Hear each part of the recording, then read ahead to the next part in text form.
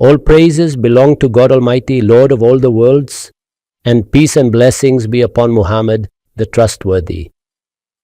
I seek refuge in God Almighty from Satan, the accursed. In the name of God Almighty, the most gracious, the most merciful. Ladies and gentlemen, this is verse 101 of Surah Al Baqarah, from which we are beginning our lesson.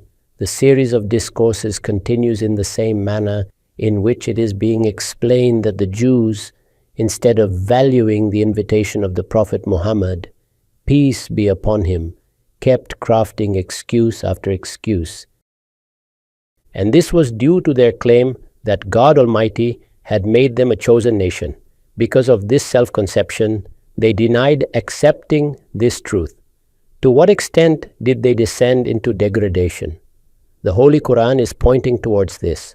Therefore, it is stated that وَلَمَّا جَاءَهُمْ رَسُولٌ مِّنْ عِنْدِ اللَّهِ مُصَدِّقٌ لِمَا مَعَهُمْ نَبَذَ فَرِيقٌ مِّنَ الَّذِينَ أُوتُوا الْكِتَابَ كِتَابَ اللَّهِ وَرَاءَ ظُهُورِهِمْ. That even before this, their behavior had been the same, and now too it has remained the same, that when a prophet sent by God Almighty came to them, one who arrived in accordance with the prophecies already present among them, affirming what they already possessed. This expression was adopted in the Holy Quran for this purpose, that the children of Israel be made aware of this truth, namely, that this prophet and his call were not something alien or foreign. They had already been informed about him. All their prophets had foretold his coming. And the books that were present with them, whether it was the Torah or the Gospel or other scriptures of the prophets, peace be upon them, all contained the same teachings. The teachings of this prophet, peace and blessings be upon him, are being presented to us in the form of the noble Quran. The second point that was brought to attention was this: when a group possesses the Book of God Almighty, then it is expected that if any religious or worldly issue arises and guidance from God Almighty is required, then first and foremost they should turn their attention to this book. This should have happened here as well. If such a personality emerged who came and informed them that he had come as a messenger of God Almighty, and that for his nation, the children of Ishmael, it was necessary to believe in him, then it was equally obligatory upon them to believe in him as well. Therefore, it should have happened that they immediately turned their attention to their book. They should have examined whether there was room in it for the arrival of this prophet. And once they knew that news of such a coming one was indeed given in this book, then, in the light of that information, they should have reviewed the biography of the prophet to come, examined his character and circumstances, and if any discussion was required, they should have raised questions. This demand is not limited to the children of Israel alone. In exactly the same way, for those who believe in the Quran until the day of judgment, whenever they face a religious matter and must determine what is right and what is false, the essential requirement of faith in the Holy Quran is that being its bearer necessarily demands opening it, looking into it, and trying to understand what it says regarding that issue. This demand has been made by God Almighty. What did the Jews do instead? It is said with deep anguish that when this messenger came, when he came and declared that he was the messenger of God Almighty, when he came claiming that he had brought the truth for which they had been waiting, what should have happened then? From a people of the book, or from a community among the people of the book, what should have been expected? They should have referred back to their book. In its light, with honesty, they should have examined the claim of this prophet and then announced a verdict. But what did they do? A group from among those who had been given the scripture threw the book of God Almighty behind their backs. This expression means to overlook it completely, to not even look toward it. They became so estranged from the book that, despite being its custodians, it was as though they did not even realize that they possessed the book of God Almighty. It was as though it did not exist for them, lying isolated within their homes. This was no minor crime. Not only was it not lesser, but it became even greater. It is then stated that they followed what the devils propagated in the time of Solomon, They accused the devils of fabricating lies concerning the kingdom of Solomon. Now, if these people, instead of confronting the prophet directly, had turned back to the Torah, turned back to the gospel, and returned to their scriptures, it would have been very easy for them to recognize what was truth and what was false. But instead of doing so, this idea occurred to them that if they were to confront this prophet, then they should turn toward their own practitioners and sorcerers. It is evident that a greater degradation of a nation or a community than this cannot be imagined, that bearers of the Book of God Almighty would turn away from it and instead turn toward the experts of inferior sciences. Therefore, it was explained that these were indeed inferior sciences, and those to whom they turned had a long history in such matters. Among these sciences were those associated with the era of our Master Solomon, peace be upon him. In that period, some of these sciences existed, and among them were devils, who were well read in such knowledge. This indicates that there existed certain types of sciences whose connections were exclusively with devils. Even today, all esoteric sciences of this kind are connected only through devils, meaning that access to such knowledge occurs through their mediation. Their followers emerge, and then assistance is sought from devils. All of their knowledge is based on this foundation. In their view, Solomon, peace be upon him, was associated with these sciences. However, historical study makes it clear that such sciences became prominent during a particular phase of human civilization. Attention should be paid to this aspect. When nomadic tribes settle, civilization emerges, culture develops, cities become inhabited, prosperity and wealth increase, and a certain lethargy sets in. One consequence of this is that inclinations toward various sciences and arts begin to appear. Just as in the current era, scientific knowledge is highly renowned, and humanity has produced astonishing wonders and remarkable achievements, in earlier times, people developed a strong inclination toward esoteric sciences. Great experts emerged, and people turned toward them to learn and excel in these fields, considering such mastery a great achievement. It is evident that all sciences have limits, none are infinite. Infernal sciences also have limits, and demonic sciences likewise had boundaries. Nevertheless, people became fascinated by them when they realized that the prophet could not be contested, and that there was no answer to his arguments, and that opposing him would amount to acknowledging the truth. They sought alternative means. They tried to compete with the prophet by drawing closer to such practices and deeds. History tells us that these sciences were already well known in their society, and their association with the era of Solomon, peace be upon him, made them even more prominent. The interesting point is that these inferior sciences had experts, particularly in the making of amulets and related practices, which people falsely attributed to Solomon, peace be upon him. The Quran immediately clarified this misconception, stating clearly that Solomon did not commit disbelief. He never inclined toward anything satanic, nor did he engage in acts of disbelief. Rather, it was the devils who disbelieved. Solomon had no involvement in this.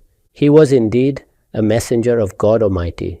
It was the devils who chose disbelief and taught people magic. Among them were devils as well as humans who became experts in these sciences. They established these practices and spread such knowledge among people seeking prestige and influence.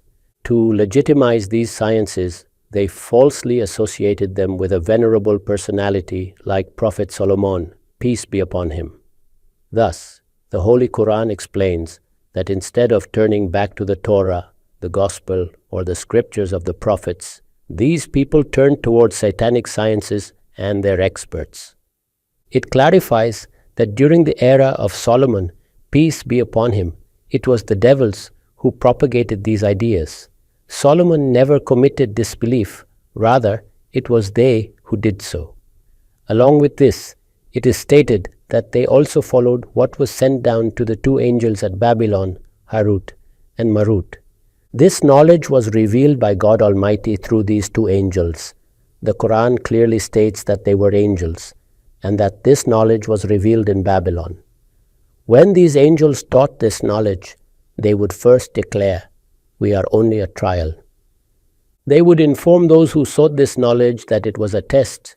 In Arabic, the word signifies examination and trial.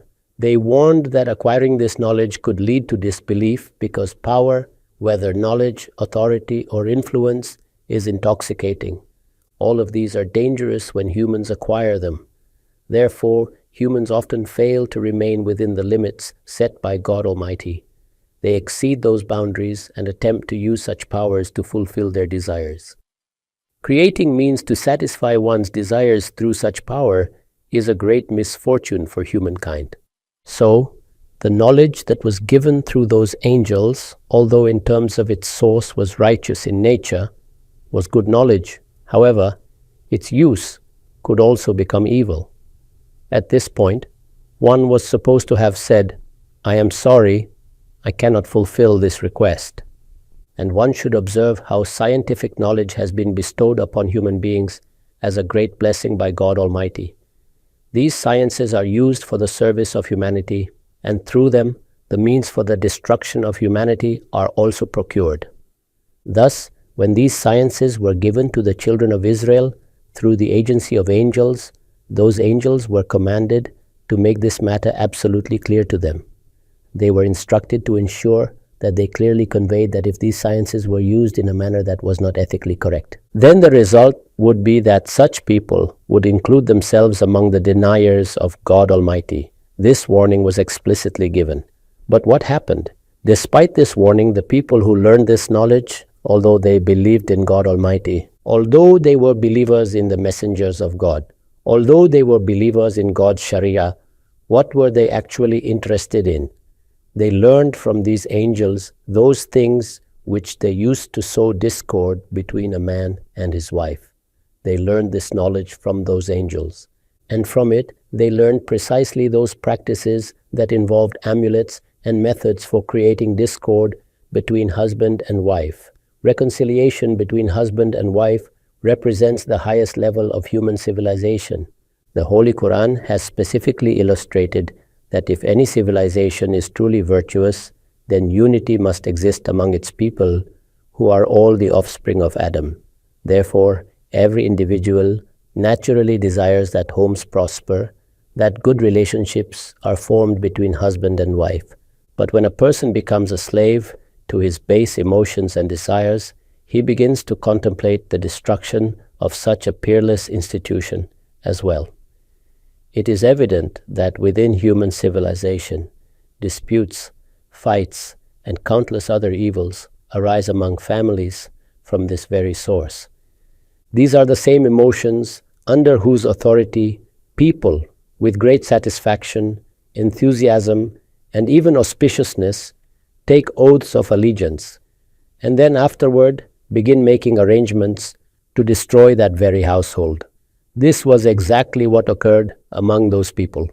Instead of deriving good from this knowledge, instead of engaging in acts of goodness and creating conditions for improvement through it, they began using it to create reasons for separation between husband and wife. Here, the Quran immediately corrects another misunderstanding. What are the limits of harm that can result from the use of any knowledge? It is clearly stated that without the permission of God Almighty, they cannot harm anyone through this knowledge. That is, there exists the permission of God Almighty granted for the purpose of testing or for the purpose of punishment. God Almighty has established a law in this world. When He allows something to take effect, it happens. Otherwise, nothing can override His decree. This means that if God's permission is granted, the effect occurs. If His permission is not granted, it does not occur. They were fully aware of this reality. They knew very well that without the permission of God Almighty, nothing could harm anyone. Yet, despite knowing this, they continued to learn those things which caused harm. They did not learn what was beneficial. This clearly shows that they were deliberately acquiring knowledge that was harmful to them and not beneficial. It was not the case that they were unaware of this matter. They knew it thoroughly, it had been fully explained to them. And from studying the Torah, it becomes known that this subject had been explicitly addressed therein, that whoever purchases such things will have no share in the hereafter. They were informed that such knowledge might appear as a blessing in this world, but in reality, it is only a means of trial and testing. A person is given power, power is attained, glory and grandeur are attained, and unusual dominance over sciences and arts is achieved. But if such power is misused, then such people may find meeting places and success in this world to achieve certain purposes, yet they will have no share in the hereafter. Knowledge is indeed a terrible thing when misused. The thing in exchange for which they sold their lives, how dreadful it was. They were fully aware of what these base things were, how lowly they were, and what constituted guidance. Yet they chose to purchase those base things and sell the truth instead. Thus, it is as though the entire history, when listened to carefully, makes it clear that during the time of Prophet Solomon, these sciences caused great turmoil among the people. Devils possessed these sciences, attracted people to the learning and teaching of these sciences, and when people became deeply engrossed in satanic sciences, two angels, Harut and Marut, were sent. Just as devils among the jinn possessed such sciences and maintained relationships through them, similarly, through the two angels Harut and Marut, a limited connection with such sciences was established, so that some benefit could be derived and satanic sciences could be confronted. But instead of taking advantage of this corrective measure, people again deemed these sciences as instruments of wrongdoing and began to misuse them. They said that now that this prophet has been sent and has called people to the truth, instead of turning to the book of God Almighty. Some among them, according to their terminology and according to the experts of luminous sciences, began turning to experts of inferior sciences. They tried to find any talisman through which this prophet could be confronted. The Holy Quran has given guidance regarding this aspect as well. On the occasion of the migration of the Messenger of God, peace and blessings be upon him, it appears that certain supplications were revealed. These included prayers that sought refuge from attacks carried out through talismans, amulets, and such terrestrial and luminous sciences. In all such matters, one is instructed to seek refuge in God Almighty, for God is the helper, and He alone grants assistance. According to traditions, it is also known that at one stage these Jews approached the Messenger of God, peace and blessings be upon him, with such forms of attack. And for a brief time, it appeared as though they were succeeding. The traditions indicate that when such an attempt was made in the presence of the Prophet, peace and blessings be upon him, he experienced some difficulty. Then, immediately, through the angels, God Almighty conveyed to him specific supplications to recite, and as a result, that condition immediately came to an end. Some people later turned this incident into a myth, constructing a story that appears to encompass the entire personality of the Prophet Muhammad, peace be upon him, portraying him as wounded and claiming that magic had been performed upon him for several months. They allege that during this period he would forget whether he had prayed or whether he had gone to his wives. These are entirely baseless myths fabricated by people. The matter itself was minor. An attempt was made, and from the indications of the Holy Quran it becomes clear that efforts were undertaken from two directions.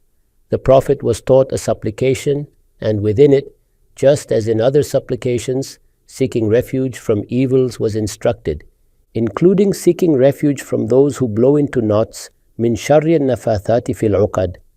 It is also instructed to seek refuge from the hardships and evils of time.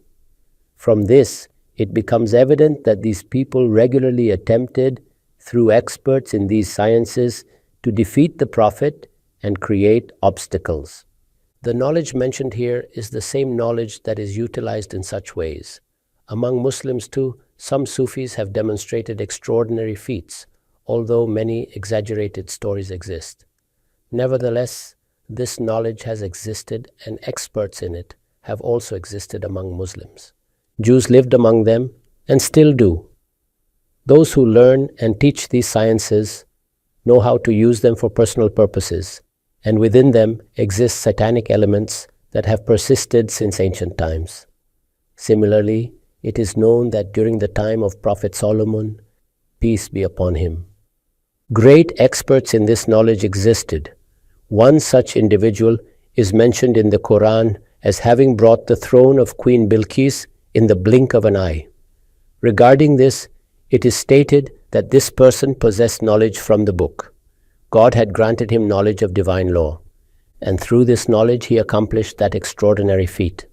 Thus, the existence of such forms of knowledge cannot be denied. It remains exactly like this. If a man from 400 years ago were to be raised today and told of modern scientific achievements, he would consider them myths. In the same way, just as scientific knowledge has reached extraordinary heights today, these sciences too once held immense significance.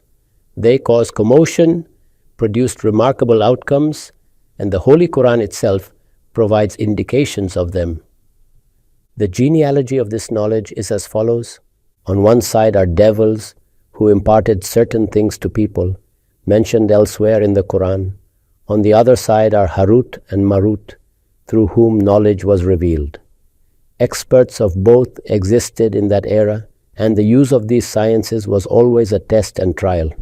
Satanic sciences involve disbelief, but even this is a test, one in which a person must proceed with extreme caution. One must understand the context in which the verse appears. It explains that instead of turning to the Book of God Almighty to determine what should be done regarding this prophet, these people turn toward experts of such sciences in order to confront him. This is the central meaning. Then it is stated that a group from among those who were given the book threw it behind their backs as though they did not recognize it at all. Instead, they pursued harming the prophet, following practices taught by devils since the time of Solomon's reign. It is emphasized again that Solomon never committed disbelief, rather it was the devils who did so, teaching magic to people. Those settled in Babylon learned from the angels Harut and Marut, but the angels would not teach anyone until they first declared, "We are only a test." Despite knowing that without God's permission no harm could occur, people learned what caused harm and brought no benefit, fully aware that those who purchase such knowledge will have no share in the hereafter. How evil was the bargain for which they sold their lives. Religion is the vessel of life, something they didn't realize. With this we conclude. I seek forgiveness from God Almighty for you, for me, and for all of us.